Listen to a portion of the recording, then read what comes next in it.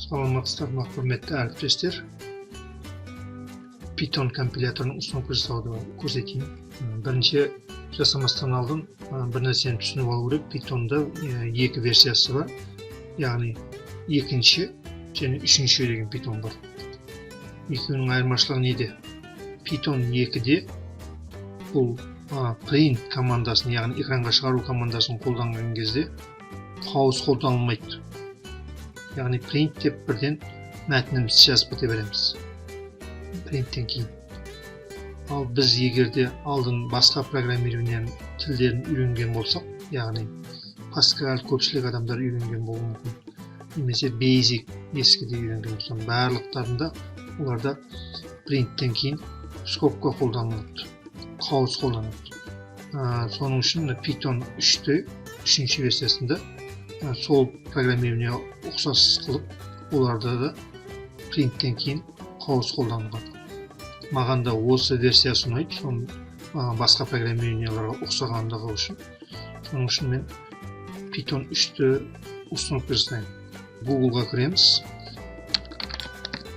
Python деп жазамыз. Welcome to Python, яғни python.org деген сайт бар. Осы жерден downloadты басамыз. Downloadта қандай операцион система болса, сіздерде сонысын басасыз. Менде мысалы Windows басам.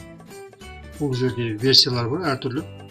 3-те 9 версия ол Windows 7-ден жоғары болғандарға ғана ұсынып жасалынады. Мына жерде айтылған cannot be used. Менде Windows 7, 3-те 9, сондықтан Windows 7-де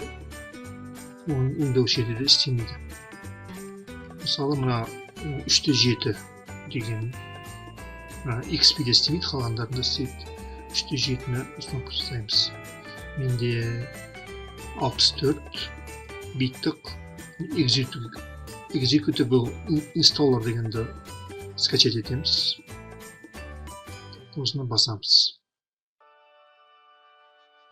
Яғни 3-те 7-де, Python 3-те 7.9 дегенде Windows 86-64 executable installer дегенді скачать еттім.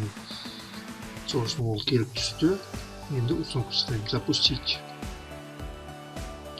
Мен алдын ұсынып жасағам, сондықтан мен сізде бар ғой деп жатырмын енді. Сіздер осылай ұсынып жасайсыңдар. Сосын мынандай нәрсе ұсынып жасалады. Яғни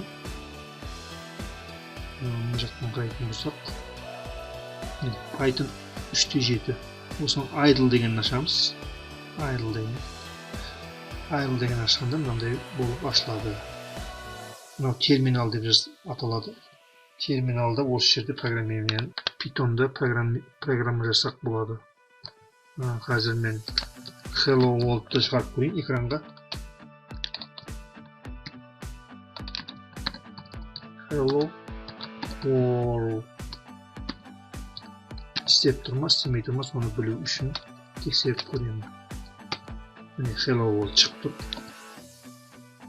Басқа түрінде жасақ та болады. Ондай файл ашамыз, яғни new файл, жаңа файл ашылады. Ондай болып, осы жерге программамыз жасақ болады. Оны тексеріп көрейін. Мен жаңа Hello World бұл жерде шығамын, шықтым. Hello World. Осы мәтін шығамын, шықпаймын. Сосын міне run модуль F5 деп қойды.